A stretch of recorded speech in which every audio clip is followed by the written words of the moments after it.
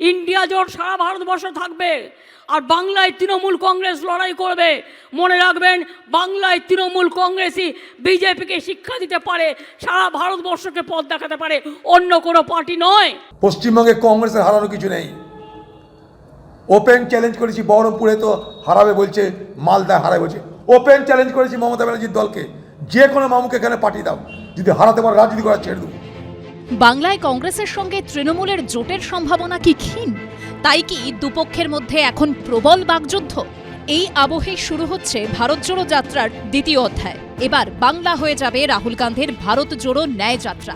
2024-এর লোকসভা ভোটের আগে ফের পথে নামছেন রাহুল গান্ধী। 22শে জানুয়ারি অযোধ্যায় রাম মন্দিরের উদ্বোধন করবেন নরেন্দ্র মোদী। তার এক সপ্তাহ আগে 14ই জানুয়ারি থেকে শুরু হচ্ছে রাহুল গান্ধীর ভারত জোড়ো ন্যায় যাত্রা। ভারত জোড়ো যাত্রায় 12টি রাজ্য এবং 2টি কেন্দ্রশাসিত অঞ্চল পায়ে হেঁটে পেরিয়েছিলেন রাহুল গান্ধী। ভারত জোড়ো ন্যায় যাত্রা যাবে 14টি রাজ্যের ওপর দিয়ে। ভারত জোড়ো যাত্রায় 136 দিনে রাহুল গান্ধী হেঁটেছিলেন 4000 কিলোমিটারের বেশি পথ। আর ভারত জোড়ো যাত্রার এই দ্বিতীয় পর্যায়ে 67 দিনে তিনি পেরোবেন 6714 কিলোমিটার পথ। অর্থাৎ 2 দফায় প্রায় 11,000 কিলোমিটার পথ পাড়ি দেবেন রাহুল গান্ধী। মণিপুর থেকে শুরু হয়ে 2 দফায় 5 দিন ধরে বাংলার 7টি জেলার 523 কিলোমিটার রাস্তা দিয়ে যাবে রাহুলের ভারত জোড়ো ন্যায় যাত্রা। প্রথমবার কোচবিহার শিলিগুড়ি হয়ে বিহারে প্রবেশ করবে। তারপর বিহার থেকে অধীরের খাস তালুক মুর্শিদাবাদ হয়ে ঝাড়খণ্ডে যাবে ভারত জোড়ো ন্যায় যাত্রা। এই যাত্রাপথে বিরোধীদের জোট ইন্ডিয়ার সব সদস্যকে আমন্ত্রণ করেছে কংগ্রেস। पश्चिम बंगाल में 523 किलोमीटर यात्रा होगा। 5 दिन हम रहेंगे पश्चिम बंगाल में और 7 जिले कवर होंगे। यात्रा के दौरान रोज 2 भाषण होंगे। राहुल जी अलग अलग जगहों में छोटे छोटे समूहों को संबोधित करेंगे। निमंत्रण इंडिया पार्टी के सारे नेताओं को हम दे रहे हैं।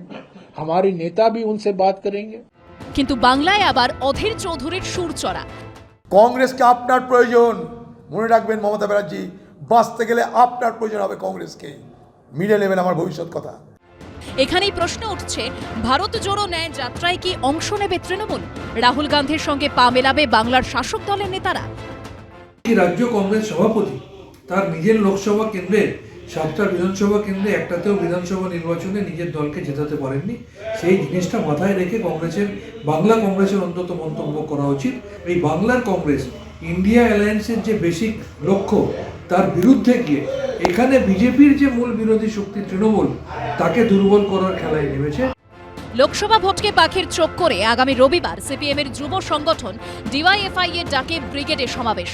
তার ঠিক পরের রবিবার উত্তর পূর্বের হিংসা বিধ্বস্ত মণিপুর থেকে ভারত জোড়ো ন্যায় যাত্রা শুরু করবেন রাহুল গান্ধী। 20শে মার্চ তা শেষ হবে মহারাষ্ট্রে। বিজেন্দ্র সিংহ ও আশাবুল হোসেনের রিপোর্ট, এবিপি আনন্দ।